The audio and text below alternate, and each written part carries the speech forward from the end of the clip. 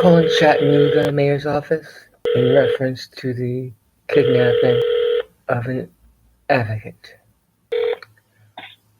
You've reached Chattanooga City Hall and the Administrative Office of Mayor Andy Burke, 982525, chattanooga.gov. Otherwise, please leave a message as soon as possible. When you have finished recording, simply hang up or press pound for further options. Hello, my name is Good Citizen Leslie. I can be reached at 413. I don't want to give this over the phone. I'm calling expressing my grievance and disappointment at the kidnapping done by one of your guards. You folks need to have much better training. I'm just happy that the police officers didn't cuff and pummel this highly respectful constitutional advocate. Tennessee volunteers protect the Constitution. Thank you. So disappointed and shaking my head. Respectfully signing off. Citizen Leslie might be more useful for you, for our children, to show reasonableness and commonality of purpose, to reduce cliques and drama.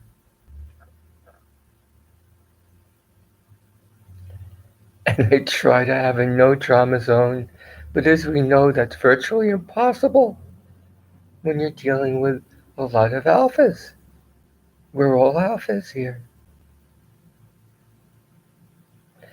And we pretty much crawl over each other, especially when we do tandems, everyone wanting to be king of their own hill. We're not going to make it to the next level if we keep doing that, you know? It's winning hearts and minds of the public. If you know about what you do and what we do as a movement, aside from the viewers who, of course, would just look for the next car accident to roll by, the best reality TV show around, right? Very few can instigate properly. Most are on the borderline of sabotaging all the hard work that other noble auditors who know what they're doing have accomplished. As indicated on second revisits, they might not like what we're doing, but at least they comply because they want to pick up that next paycheck, right?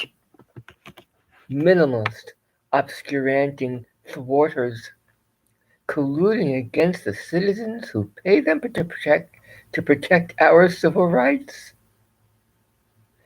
It's just confounding to me, shaking my head.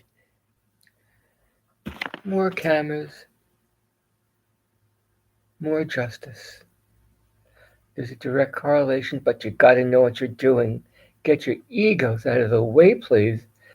Weren't any of you a Brad or a Karen? Would you admit it? Is memory so short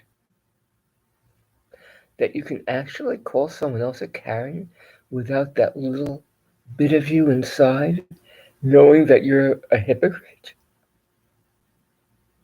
Because that could have easily been you caught on camera 4, 5, 10 years ago for sure, except the ones who have been disenfranchised from the beginning for good reason, for hating the government. We get that. But you'll give no quarters. You say that the cops are the ones who escalate.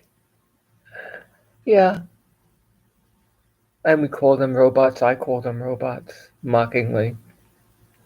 I'm very sarcastic. I admit that. But I try to do it with a purposeful reason. Not all the time. I'm not proud of myself for some things that I say or I do. I try my best to remain focused on our absolute goal of preserving liberty for the sake of our progeny, regardless one's hue. We call ourselves tolerant and cops intolerant. Hypocrisy, cutting down our own, mocking the public. Brads, Karens. You think that wins hearts and minds, or do you think that just pushes them away further, and then they might go home to their tween or teenage children and talk about how maybe the First Amendment does have to have another amendment to mitigate it? You really think that the 4th of July will be around by the time my 2 and 4-year-old grandchildren reach majority? Think twice. It's a public holiday. That's not written into the Constitution or the preamble or the Declaration of Independence. That was legislated in and it can be legislated out. There are already municipalities that are making it illegal to say the Pledge of Allegiance, which was also voted in, just like In God We Trust was legislated into our monetary system to be stamped into the coinage. Liberty are fragile rights that we have, natural rights, that too many. Do you think that if the citizenship had their druthers and voted whether to annul the First Amendment or the Second Amendment within cities for more extortion revenue for something that shall not be infringed because of others' interpretations, but completely misinterpret the reading of Poster 7, nor do they ever want to even look to see the hundreds of videos that come out where both police and postal inspectors and postal police, Rogue Nation's Major Lee Awesome himself, put up. They're ubiquitous, out of the horse's mouth, verifying Homeland Security memos and Poster 7. Advocates really should carry a lot of these documents around with them. I happen to have given our small local post office a copy of Poster 7 because they had none themselves. I didn't go in with a camera for several reasons. One, I don't shit where I sleep.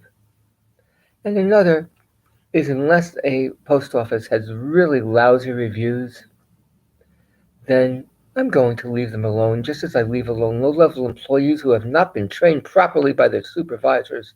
Come down hard on those supervisors, please. And hopefully I'm on the right side of history if they're allowed to celebrate the 4th of July with all its warts, with all our First Amendment and cop watchers warts, with all the Karens and Brads warts, with constitutional warts. You want to judge the social mores of Jefferson and Adams based on today's social mores? Well, just wait till your grandkids look back on you when they're good Maoists. Watch out, because you thought you were so wonderful. Things are all relative. The First Amendment is there to protect not comfortable speech, but speech that makes people feel uncomfortable, you fucking bastards. Don't you know I love you all?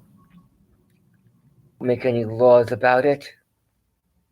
Because I'm not instigating anyone but the chasms of your own rotted minds. I speak my 1A mind. I control my ego.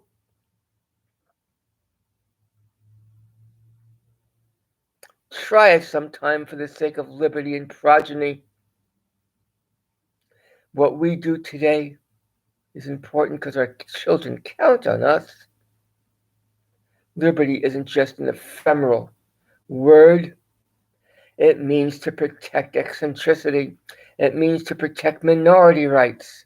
It means to protect the guilty from the temporary mob of the majority. My words are for all of you. Constitutional words, lives matter. Be kind to Karens and Brads. Remember, a lot of us were Karens and Brads. at one time. Educate the public. Give 10-minute talks to 8th grade history classes, please. There's no more civics. The principals would be hard pressed to deny your speech on the Constitution topic. What is the commonality between the First Amendment and free speech and cell phones?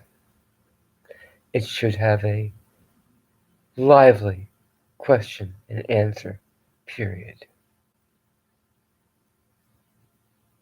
Do what you can.